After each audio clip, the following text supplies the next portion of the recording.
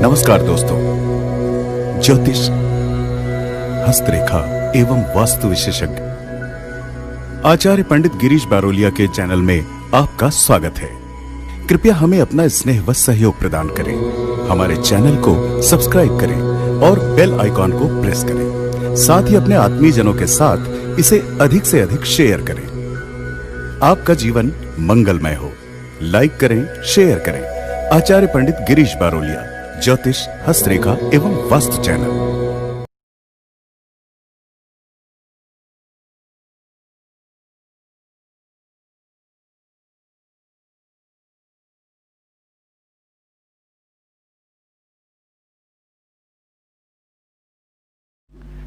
राधे राधे, जय श्री कृष्णा। नमस्कार, मैं आचार्य पंडित गिरीश बारोलिया। गायत्री महामंत्र। ओम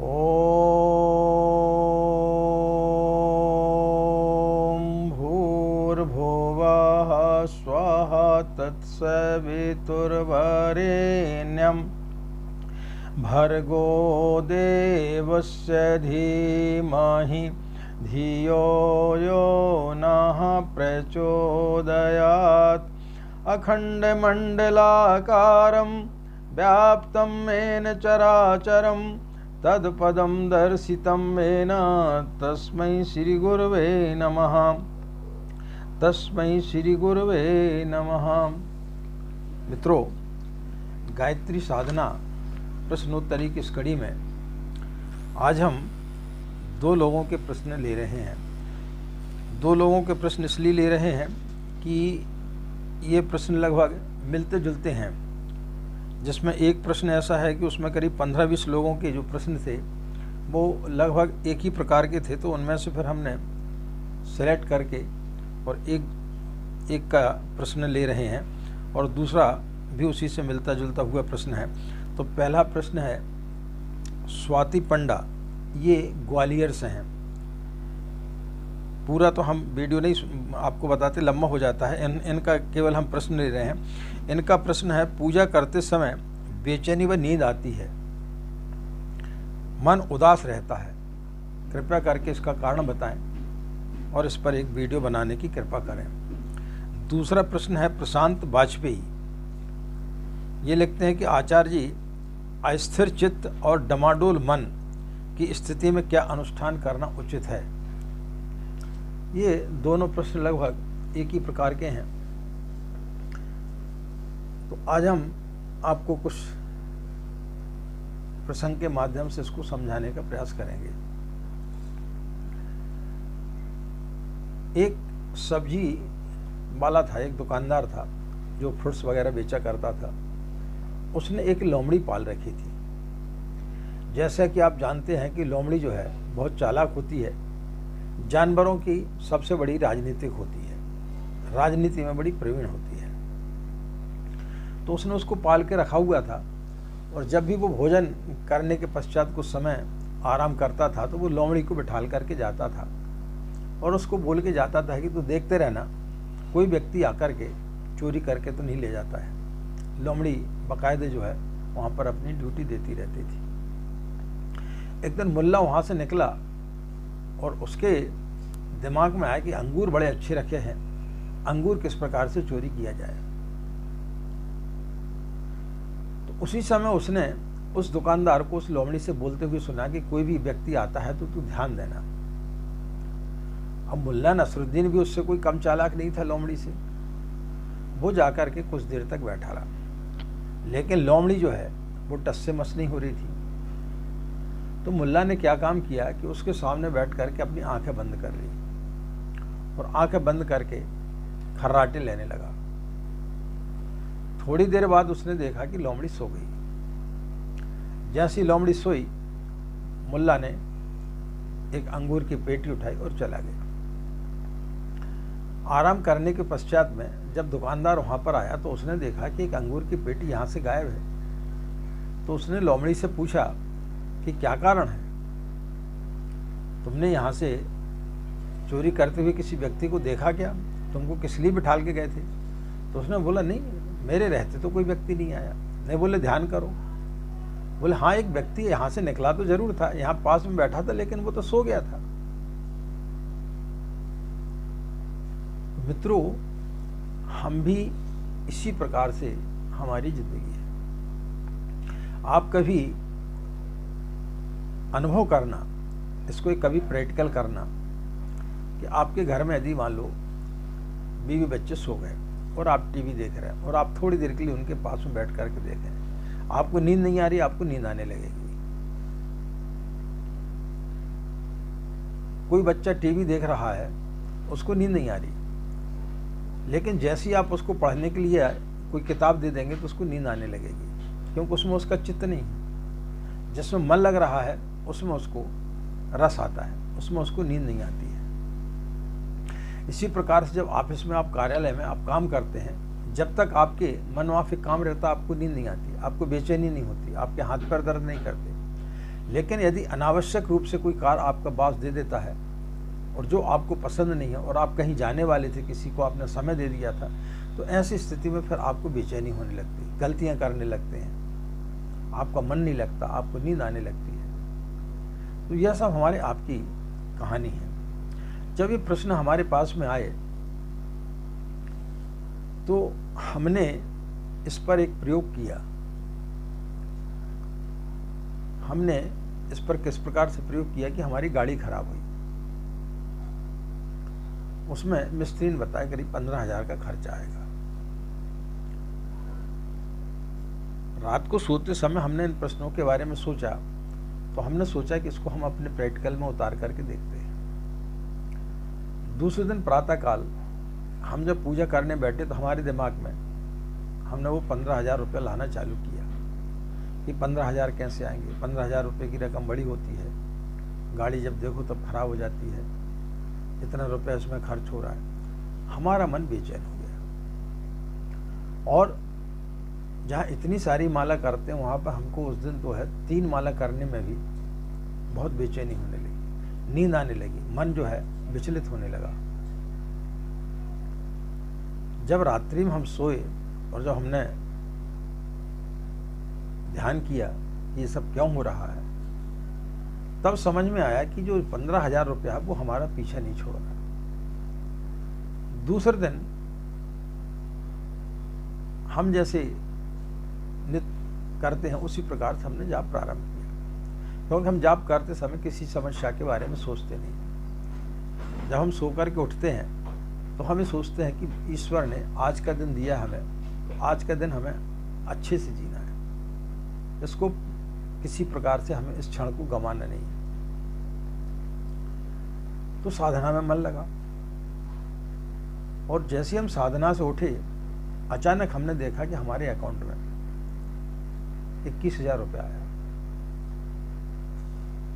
हमने सोचा कि पैसा आया कहाँ से, व्हाट्सएप पे नाम तो था नहीं। हमने उनको फोन लगाया तो उन्होंने बताया कि आचार्य जी 4-5 महीने पहले हमने आपसे अपनी जन्म पत्रिका दिखाई थी और हमारी कुछ समस्या थी, लेकिन वो समस्या का समाधान हमारा हो गया और उसमें हमें करोड़ों का नुकसान हो रहा था, लेकिन वो फायदा हो गया। तो हमने आपको जो है डोनेशन के रूप में आपको अपनी श्रद्धा आपको अर्पित की है।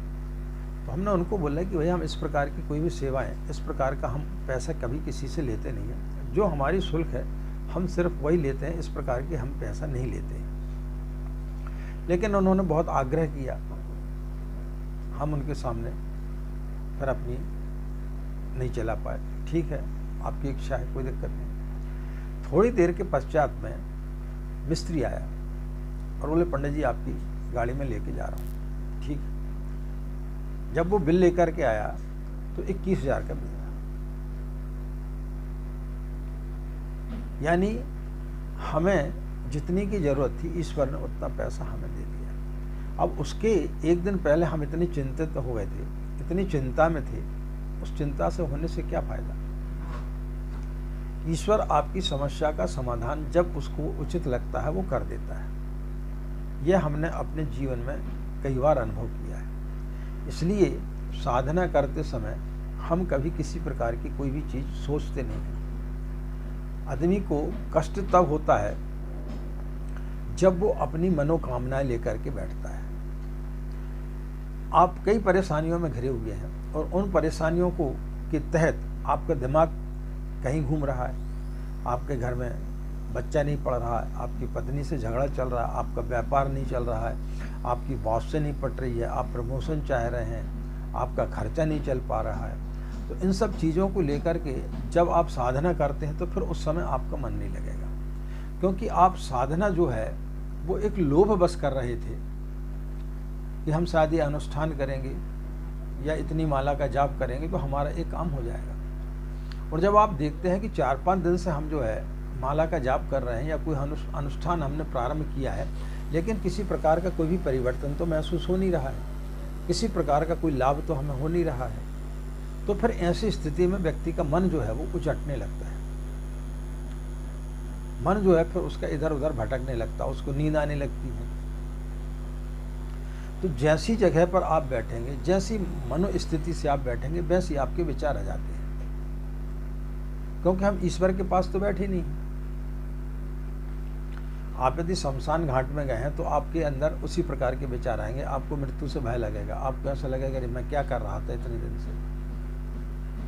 आप किसी मिठाई की दुकान में जाएंगे, वहाँ आपको खुशियाँ मिलेंगी। किसी के घर में यदि अच्छा उत्सव हो रहा है तो वहाँ पर आपको प्रसन्नता मिलेगी। तो जो हम जागृत ईश्वर के पास में बैठते हैं, सूर्य उदय हुआ है और आप यदि उसके पास बैठे और आप बोलें कि हमें सूर्य की रोशनी का अनुभव नहीं हो रहा, तो कैसे हो सकता है? इसका मतलब है कि आप सूर्य के समीप बैठे नहीं, आपने अपने अज्ञान रूपी दरवाजे को बंद करके रखा हुआ है, इसलिए आपको सूर्य का प्रकाश, उसकी ऊर्जा और उसका प्रभाव आपको नहीं मिल पा रहा है। तो जिस दिन आप ये सारी चीज़ों को छोड़ करके और उसके पश्चात यदि आप साधना करने बैठेंगे तो फिर आपका मन लगेगा। जैसे प्रसन्न वाजपेयी जी ने जो बोला है कि मन डमाडोल रहे, मन अस्थिर रहे, ऐसी स्थिति में अनुष्ठान करना चाहिए कि नहीं करना चाहिए? बिल्कुल नहीं करना चाहिए। आप सिर्फ उस समय काम करेंगे कि बस आपकी माला की जो है आपकी गिनती पूरी हो जाएगी, लेकिन आप ईश्वर के पास बैठे कहाँ? आप अनुष्ठान तो कर लेंगे 9 दिन का, 40 दिन का, जो भी आप करने जा रहे थे, लेकिन उसका लाभ जब आपको प्राप्त नहीं होगा तब आपके अंदर और ज़्यादा बेचैनी होगी कि हमने अनुष्ठान किया लेकिन हमें लाभ क्यों नहीं मिला। लाभ इसलिए नहीं मिला कि आपका मन तो स्थिर था ही नहीं, आप ईश्वर के पास तो बैठे ही नहीं थे। तो जब आप ईश्वर के पास बैठेंगे ही नहीं तो फिर आपको उसका लाभ कैसे मिलेगा? इसलिए मित्रों, जब हम साधना करते हैं तो कई लोगों की ये समस्या रहती है कि आचार्य जी हम इतनी पूजा कर रहे हैं, कभी हमारे हाथ पैर दर्द करने लगते हैं, कभी हमको नींद आती है, कभी हमारा सिर दर्द करने लगता है।